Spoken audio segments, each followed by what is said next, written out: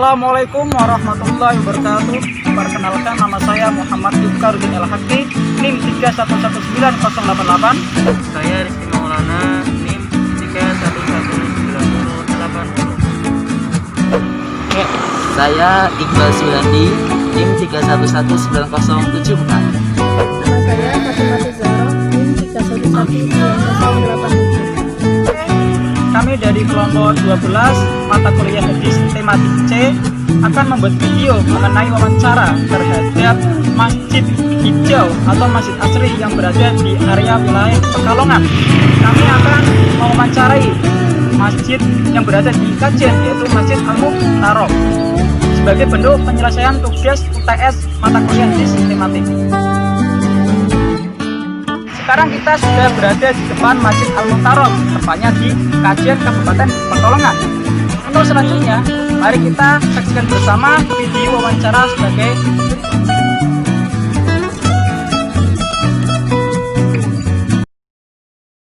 Waalaikumsalam warahmatullahi wabarakatuh.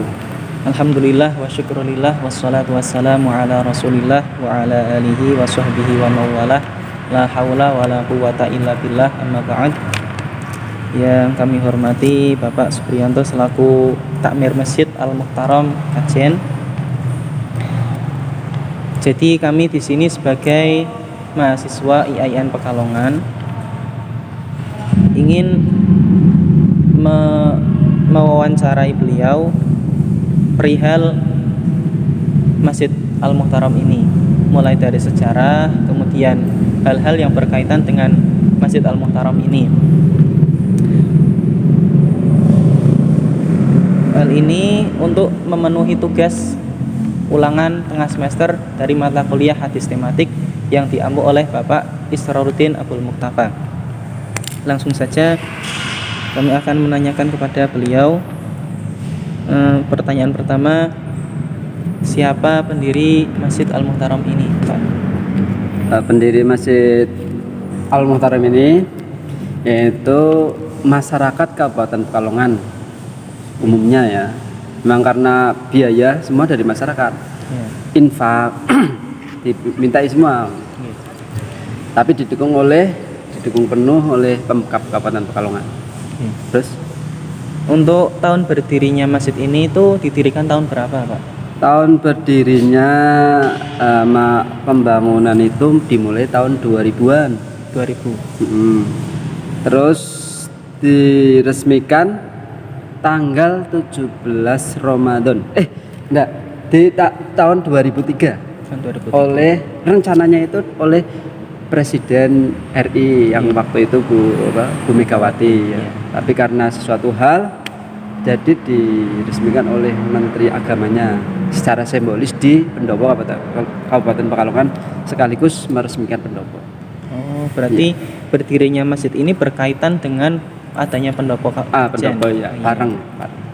Nah, saat diresmikan itu berarti dihadiri oleh masyarakat atau hanya pejabat di lingkup semuanya, seluruhnya masyarakat Pekalongan, ya perwakilan lah ya dari organisasi, terus dari gubernur juga hadir, menteri, presidennya juga hadir di pendopo. Tapi yang meresmikan masjidnya dari Menteri Agama.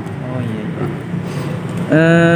Kan untuk masjid ini itu berada di pusat alun-alun Kajen. Iya. Jadi kan juga di wilayah pemerintahan Kabupaten Pekalongan. Nah, untuk jamaah di sini itu apakah hanya dari kalangan pejabat-pejabat saja atau masyarakat sekitar? Pada awalnya masjid ini didirikan pertama kali untuk sholat Jumat. Tapi kita dengan memberi undangan sholat Jumat untuk sholat pertama di Masjid Al-Muhtaram. Ya biasa dari sebenarnya semua ASN yang ada di sini ya, di lingkungan ini kan baru berapa tok itu dikerahkan di sini. Terus masyarakat sekitar seperti masyarakat Nyamok, masyarakat Desa Tanjung Sari, Kebon Agung dan Kecilik.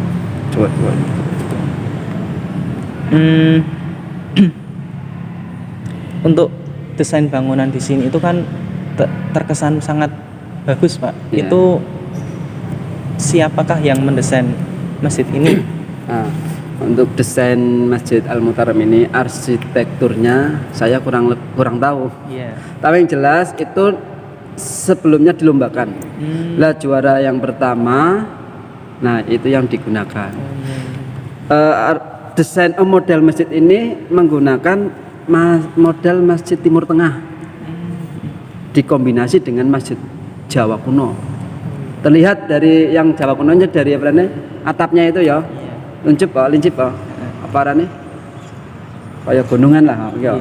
Lah untuk Timur Tengahnya lah seperti ini kan. Kalau dilihat dari depan itu seperti Masjid Timur Tengah kan ya.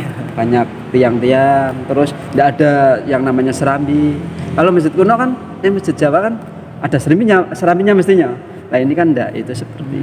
Jadi kombinasi antara Masjid Timur Tengah dan Masjid Jawa kuno.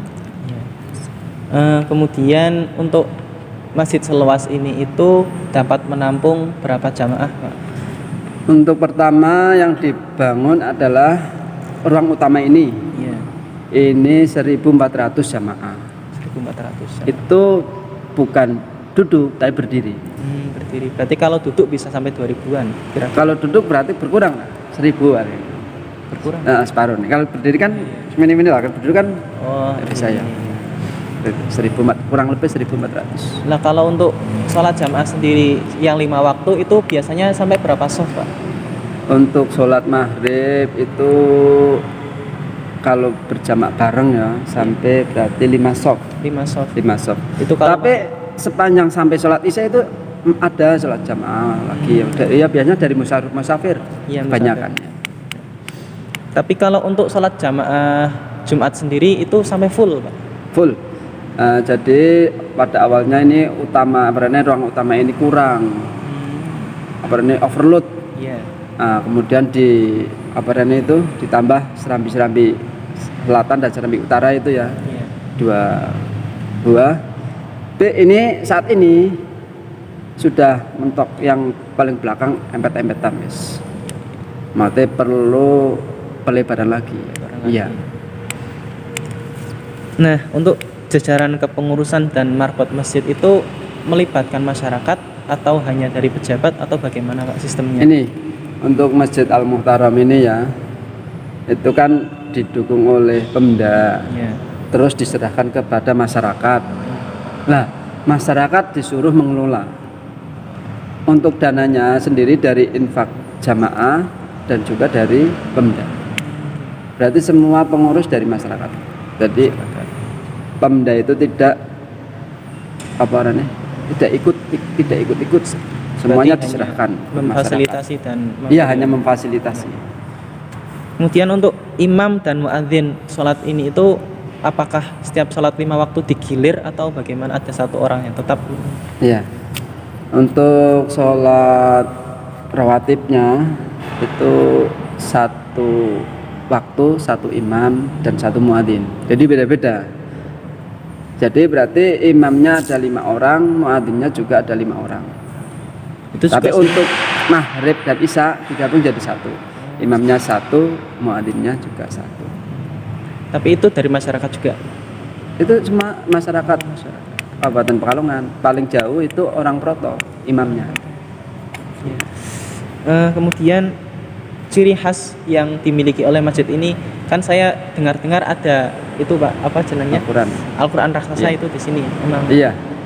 Sini tahun 2014 kita sudah membuat satu juz Al-Quran marmer. Iya. Nah ini saat ini tahun 2020 belum ada masuk, kalau nggak salah hanya beberapa mushaf, 3 atau 4 lembar itu dari masyarakat. Itu sudah sampai 9 juz. 9 juz. Iya. Berarti itu menjadi ikon khusus dari masjid rencananya jadi ikon Masjid Al-Muhtaram ini, dan rencana juga akan dibuatkan gedung. Kalau sudah tempatnya tidak memadai, nanti akan dibuatkan museum tersendiri. Untuk kegiatan di masjid ini sendiri, apakah ada pengajian, kemudian selain digunakan sebagai masjid, apakah digunakan sebagai madrasah atau tempat pendidikan di masjid ini, Pak? Untuk madrasah ada, tapi TPQ yang setiap sore. Iya. Nah, untuk pengajian rutin seperti hari Minggu pagi ibu-ibu, pengajian ibu-ibu. Terus setiap malam 11 Hijriah, bulan Hijriah, itu kegiatan pembacaan manaqib. Terus malam 17 tahtimul Quran.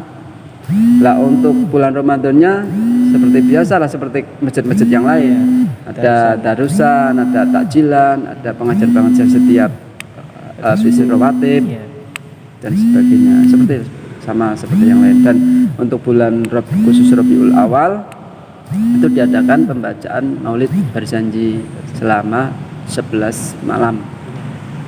Untuk kegiatan PHBI-nya Masjid Al-Muhtaram bekerja sama dengan Pemda mengadakan kegiatan PHBI. Ini pertanyaan yang terakhir,